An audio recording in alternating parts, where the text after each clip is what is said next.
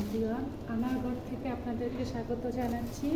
এগুলো হচ্ছে 4 plate China থেকে আনিয়েছি।